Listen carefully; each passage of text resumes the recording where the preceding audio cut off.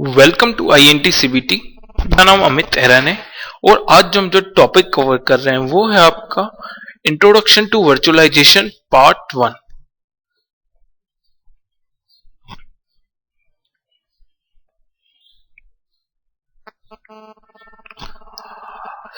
VMware vSphere 5 start करने से पहले सबसे पहले हम ये देख रहे हैं कि आजकल जो वर्चुअलाइजेशन है वो इतना पॉपुलर क्यों है और क्यों हर डेटा सेंटर में वर्चुअलाइजेशन को यूज किया जा रहा है।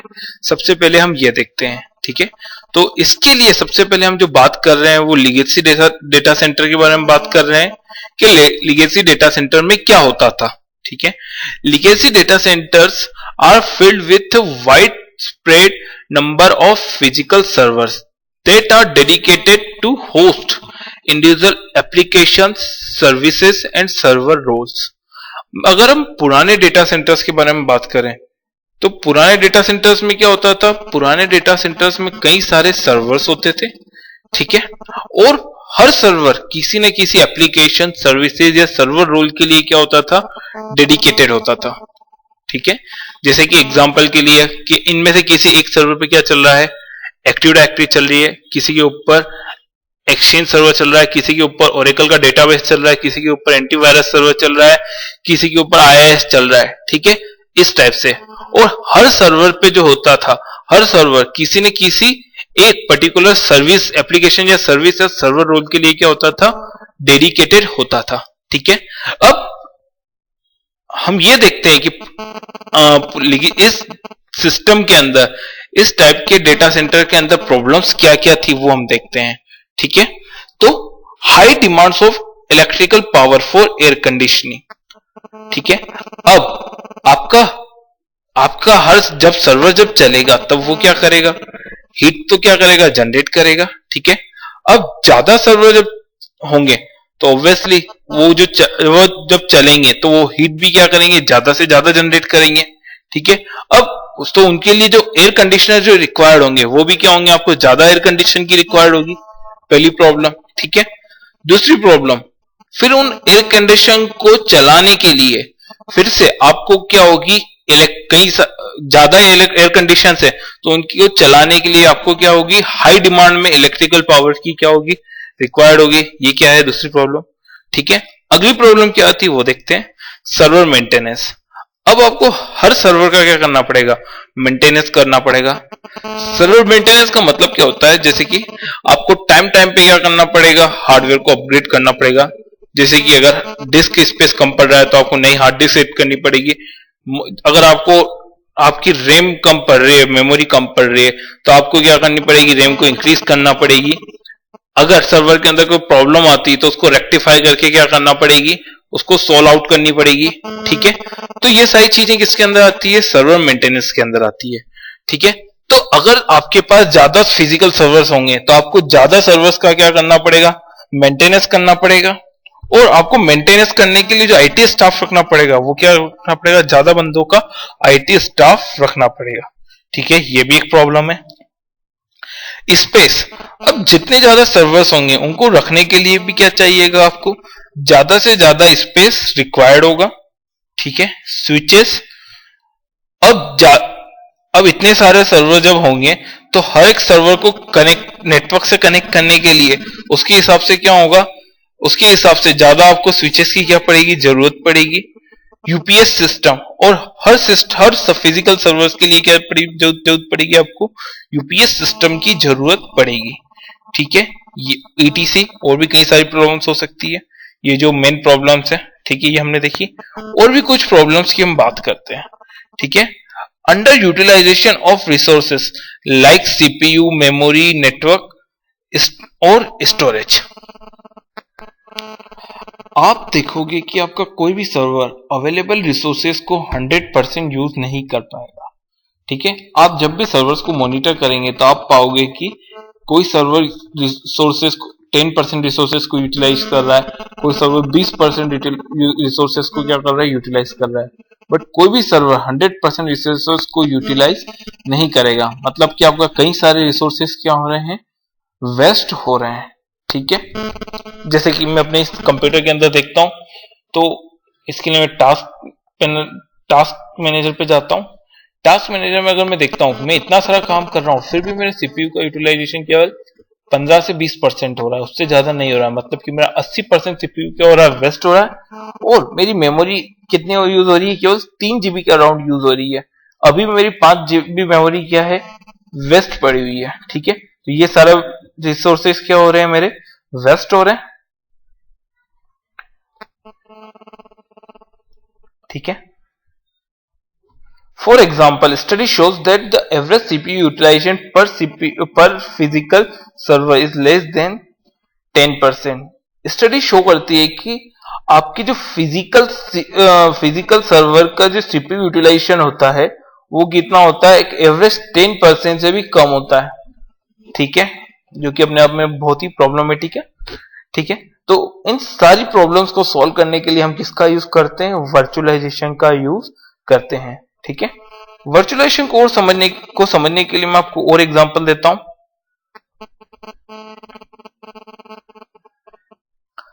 जैसे कि आप ये फोटो देख सकते हैं, जैसे कि इमेजिन करने कीजिए कि मुझे क्या करना है, एक नेटवर्क क्रिएट करना है। ठीक है, और उस नेटवर्क में मुझे क्या चाहिए, एक्सचेंज सर्वर चाहिए, ओरेकल की डेटाबेस चाहिए, एडी चाहिए, आईएएस चाहिए। ठीक है, तो अभी तक हम इनको कैसे इंस्टॉल करते थे, अभी तक हम इन सब सर्वर को अलग अलग हार्डवेयर पे इंस्टॉल करते थे। मतलब कि हमने एक फिजिकल हार्डवेयर लिया, फिजिकल सर्वर लिया, उसके ऊपर हमने ओएस डाला और उसके ऊपर क्या डाल दिया, हमने एक्सचेंज सर्वर डाल दिया। हमने एक हार्डवेयर लिया, फिजिकल सर्वर, उसके ऊपर ओएस डाला और उसके ऊपर क्या डाल दिया, ओरेकल का डेटाबेस डाल दिया। हमने एक और फिजिकल सर्वर लिया, उसके ऊपर ओएस डाला और उसके ऊपर क्या डाल दिया, एडी डाल दिया। एक फिजिकल हार्डवेयर के ऊपर हमने ओएस डाला और फिर उसके ऊपर क्या डाल दिया, आईएएस डाल दिया। ठीक है, ये सभी तो क्या है, एप्लीकेशन है, और इन सबको क्या चलने के लिए क्या चाहिए, ओएस तो रिक्वायर्ड है। ठीक है, जब आप इन सर्वर को मॉनिटर करोगे तो आप ये पाओगे कि ये जो सर्वर है वो रिसोर्सेस को 15 से 20% रिसोर्सेस को ही क्या कर रहे हैं, यूटिलाइज कर रहे हैं। मतलब कि आपके हर सर्वर में क्या 80% रिसोर्सेस क्या पड़े हुए हैं, वेस्टेज पड़े हुए हैं। ठीक है, जो कि अपने आप में प्रॉब्लमेटिक है। ठीक है, अगली प्रॉब्लम, हर सर्वर को चलने के लिए चाहिए पावर, चाहिए बिजली चाहिए। ठीक है, और हर सर्वर को रखने के लिए भी क्या चाहिए, स्पेस चाहिए। ठीक है, तो ये इन सभी प्रॉब्लम्स को सॉल्व करने के लिए हम किसका यूज करते हैं, वर्चुअलाइजेशन का यूज करते हैं। वर्चुअलाइजेशन में हम 4 सर्वर ना लेते हुए क्या करते हैं, केवल एक ही फिजिकल सर्वर लेंगे। ठीक है, उस फिजिकल सर्वर के ऊपर हम क्या डाल देंगे, वर्चुअलाइजेशन का ओएस या फिर सॉफ्टवेयर डाल देंगे। ठीक है, और उस वर्चुअलाइजेशन के सॉफ्टवेयर के ऊपर हम क्या कर देंगे, और फिर उसके ऊपर हम क्या कर देंगे, वर्चुअल मशीन्स क्रिएट कर देंगे। ठीक है, और उन वर्चुअल मशीन्स में क्या कर देंगे, हम एक्सचेंज सर्वर, ओरेकल, एडी और आईएएस क्या कर देंगे, इंस्टॉल कर देंगे। ठीक है, ये मशीन कितनी 20% सीपीयू को 20% रिसोर्सेज को यूटिलाइज करेगी। ये मशीन 20%, हर मशीन कितनी 20% रिसोर्सेज को यूटिलाइज करेगी। मतलब कि आपके पूरे फिजिकल हार्डवेयर का जो रिसोर्स यूटिलाइजेशन है वो कितना होगा, 80%। मतलब कि चारों मशीनें मिलकर 80% रिसोर्सेज को क्या कर लेगी, यूटिलाइज कर लेगी। ठीक है, मतलब कि आपका जो हार्डवेयर वेस्टेज हो रहा था, जितना बहुत सारा जो हार्डवेयर वेस्ट हो रहा था, रिसोर्सेज जो वेस्ट हो रहे थे, वो उनका परसेंटेज क्या हो जाएगा, कम हो जाएगा। ठीक है, और जहां 4 मशीनों के लिए आपको चलाने के लिए बिजली चाहिए थी, वहां एक मशीन को ही चलाने के लिए क्या चाहिए, बिजली चाहिए। आपका बिजली का बिल क्या हो जाएगा, कम हो जाएगा। अगली चीज, अब केवल आपको एक मशीन को ही रखना है। ठीक है, तो इसके लिए आपको फिजिकल स्पेस भी क्या चाहिएगा, कम ही चाहिएगा। ठीक है, अब बात होती है कि हर मशीन को क्या चाहिए, अपना अपना हार्डवेयर चाहिए। ठीक है, तो जब आप इन वर्चुअल मशीन क्रिएट करेंगे तब इनके पास हार्डवेयर कहां से आएगा, क्योंकि आपके पास फिजिकल हार्डवेयर तो क्या है, केवल एक ही है। ठीक है, आपका फिजिकल हार्डवेयर तो एक ही है ना, आपके पास रैम एक है, सीपीयू एक है, और फिजिकल और हार्ड डिस्क भी क्या है, एक ही है। ठीक है, अब आप इन सब जब आप वर्चुअल मशीनें क्रिएट करेंगे तो उनके पास हार्डवेयर कहां से आएंगे। ठीक है, तो जब भी आप वर्चुअल मशीनें क्रिएट करेंगे तो जो वर्चुअलाइजेशन सॉफ्टवेयर है वो क्या करेगा, ये जो फिजिकल हार्डवेयर है उनकी क्या कर देगा, लॉजिकल कॉपी क्रिएट कर देगा, ठीक है। और वो क्या कर देगा, हर वर्चुअल मशीन को अपनी अपनी लॉजिकल कॉपी क्या कर देगा, असाइन कर देगा। हार्डवेयर की लॉजिकल कॉपी, फिजिकल हार्डवेयर की जो लॉजिकल कॉपी है वो क्या कर देगा, असाइन कर देगा, ठीक है। हर गेस्ट मशीन को, हर वर्चुअल मशीन को ऐसा लगेगा कि ये जो हार्डवेयर है वो क्या है, मेरे लिए डेडिकेटेड है। बट एक्चुअल में ऐसा नहीं हो रहा है। क्या हो रहा है कि उस हार्डवेयर को मल्टीपल मशीन को क्या, मशीनों के बीच में शेयर किया जा रहा है और ये सभी मिलके क्या कर रही है, उस हार्डवेयर को यूज कर रही है, ठीक है। इस मशीन को पता भी नहीं चलेगा, इन वर्चुअल मशीन को पता भी नहीं चलेगा कि जो हार्डवेयर है ये मल्टीपल वर्चुअल मशीनों के बीच में शेयर किया जा रहा है, ठीक है। अब पहले तो वर्चुअलाइजेशन इतना पॉपुलर नहीं था, आजकल जो वर्चुअलाइजेशन इतना पॉपुलर हो रहा है इसके पीछे भी एक रीजन है। क्या रीजन है, आप देखेंगे कि आजकल जो सीपीयू आते हैं वो मिनिमम ड्यूल कोर या फिर क्विड कोर तो होते ही हैं, ठीक है। और फिर सर्वर मदरबोर्ड में तो मल्टीपल सॉकेट्स के ऑप्शंस होते हैं। जैसे कि आपके इमेजिन कीजिए कि आपके मदरबोर्ड में 4 सॉकेट के ऑप्शन है, ठीक है। और आपने हर सॉकेट में कितने ड्यूल कोर सीपीयू लगा रखे हैं, ठीक है। मतलब कि आपके पास total number of logical CPU कितने हो जाएंगे, 4 दूनी 8, 8 आपके पास क्या हो जाएंगे, लॉजिकल सीपीयूज हो जाएंगे, ठीक है। तो मतलब ये एक रीजन है, ठीक है। वर्चुअलाइजेशन को और बेटर समझने के लिए मैं आपको एग्जांपल देता हूं कि आपके पास एक क्या है, प्लाट है। अब उस प्लाट के ऊपर अगर आप क्या बनाते हैं, केवल एक घर बनाते हैं, तो उसके ऊपर कितनी फैमिलीज रह पाएगी, केवल एक फैमिली रह पाएगी। और अगर आप उसी प्लाट के ऊपर एक मल्टी बनाते हैं तो उसके ऊपर कितनी फैमिली रह पाएगी, इमेजिन कीजिए कि 10 फैमिली क्या रह पाएगी उस मल्टी के अंदर रह पाएगी। मतलब कि आप मल्टी के थ्रू आपके प्लाट का अच्छे वे में यूटिलाइज कर पा रहे हैं। सेम चीज यहां पे हो रही है कि आप वर्चुअलाइजेशन के थ्रू आपके रिसोर्सेस को बेस्ट वे में यूटिलाइज कर पा रहे हैं, ठीक है। अब वर्चुअलाइजेशन डिफरेंट डिफरेंट टाइप के होते हैं, ठीक है।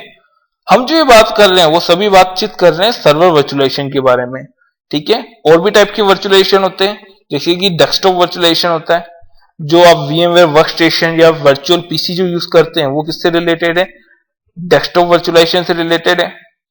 नेटवर्क वर्चुअलाइजेशन, नेटवर्क वर्चुअलाइजेशन में 2 टाइप के होते हैं, इंटरनल नेटवर्क और external network virtualisation. Internal network virtualisation जैसे कि आप VMware में जो VMnet 1 VMnet 2 जो यूज करते हैं वो सब क्या है, इंटरनल नेटवर्क के एग्जांपल है, इंटरनल नेटवर्क वर्चुअलाइजेशन के।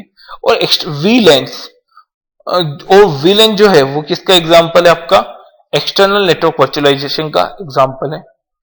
स्टोरेज वर्चुअलाइजेशन, अब जैसा कि हम VMware में करते हैं कि नहीं करते हैं कि आपके पास हार्ड डिस्क तो एक है, लेकिन वही क्या कर रहे हैं, हम वही हार्ड डिस्क हम मल्टीपल मशीनों के बीच में क्या कर रहे हैं, डिवाइड कर रहे हैं, ठीक है।